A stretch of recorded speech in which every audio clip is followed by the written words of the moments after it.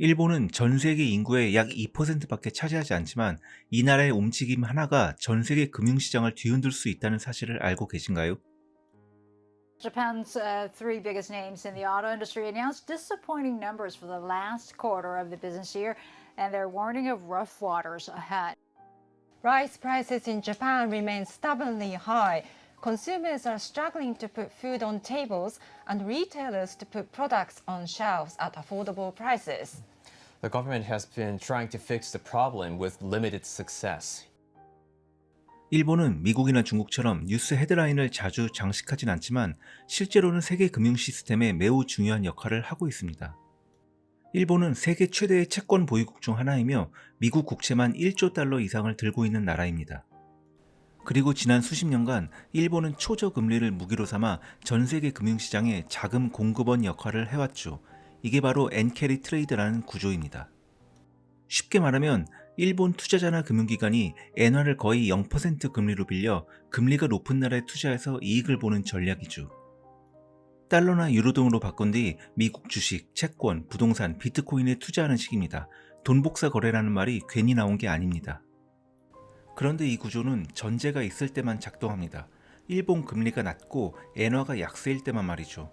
하지만 2024년부터 상황이 바뀌기 시작했습니다.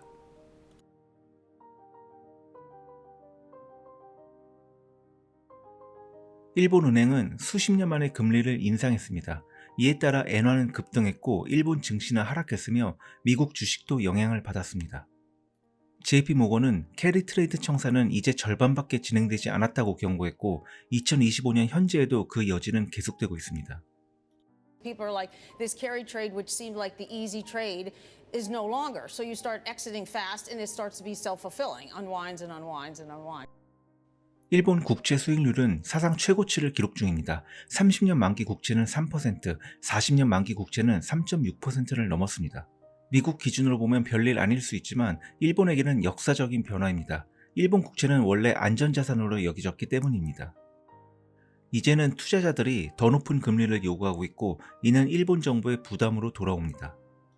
1%만 금리가 오르면 일본 정부는 연간 약 130조 원의 이자를 더 내야 합니다.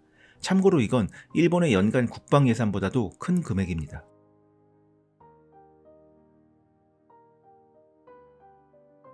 일본이 그동안 이 시스템을 유지할 수 있었던 이유는 간단합니다. 금리를 거의 0%로 유지했기 때문입니다. 이자 부담이 없으니 부채가 많아도 문제가 없었죠. 하지만 이제 금리를 유지하기가 어렵습니다. 왜냐하면 금리를 유지하면 엔화 가치가 급락하면서 수입 물가가 치솟고 반대로 금리를 올리면 주택담보대출 이자 부담이 폭증해 내수 경제가 흔들립니다. 어느 쪽으로 가도 어려운 상황이 된 겁니다. 그리고 이 문제는 일본 하나만의 이야기가 아닙니다. 일본은 단지 시작일 뿐입니다. 미국도 한국도 부채 기반의 시스템 위에 올라서 있습니다. 모두가 위기다라고 말하지만 실제로 세금을 올리거나 지출을 줄이려는 정치는 찾아보기 어렵습니다. 국가는 디폴트를 선언할 수 없으니 결국 선택지는 하나입니다. 부채를 인플레이션으로 녹여버리는 것, 즉 통화 가치를 떨어뜨리는 방향으로 갈 수밖에 없다는 것이죠. 이건 경제학자 린 엘든의 분석과도 일치합니다. 전 세계 인구 구조가 망가지고 부채가 너무 많은 이 상황에서 가능한 길은 하나뿐, 돈의 가치 하락입니다. 점점 더 많은 사람 그리고 기관들이 비트코인을 찾습니다. 왜냐하면 비트코인은 이 시스템 밖에 존재하니까요. 중앙은행의 조작도 채권 시장도 상관없고 무제한 발행도 불가능합니다. 통화정책의 희생양이 되지 않는 자산이죠. 그래서 저도 개인적으로 소량을 꾸준히 매수해왔고 아직 매도할 계획은 없습니다. 물론 포트폴리오에서 비중을 더 늘리고 싶은 생각도 있지만 변동성이 너무 크기 때문에 수입의 일부만 조심스럽게 투자하고 있습니다. 어느 방향으로 시장이 가든 저는 계속 쌓아갈 생각입니다. 왜 뜬금없이 비트코인이냐고 묻는 건 잘못된 질문입니다. 왜 아직도 안 갖고 있냐가 맞는 질문입니다. 우리는 정부 발행 화폐에만 의존하기엔 너무 복잡한 시대를 살고 있습니다.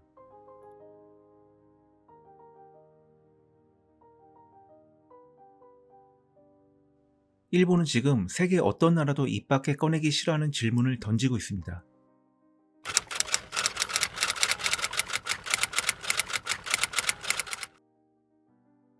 지금은 쇼가 계속되기 위해 미래 세대에게 폭탄을 넘기고 있는 시점입니다.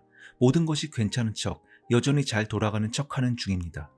그리고 만약 이 방향이 계속된다면 자산 배분 전략도 투자 철학도 완전히 새롭게 생각해 봐야 할 시점입니다.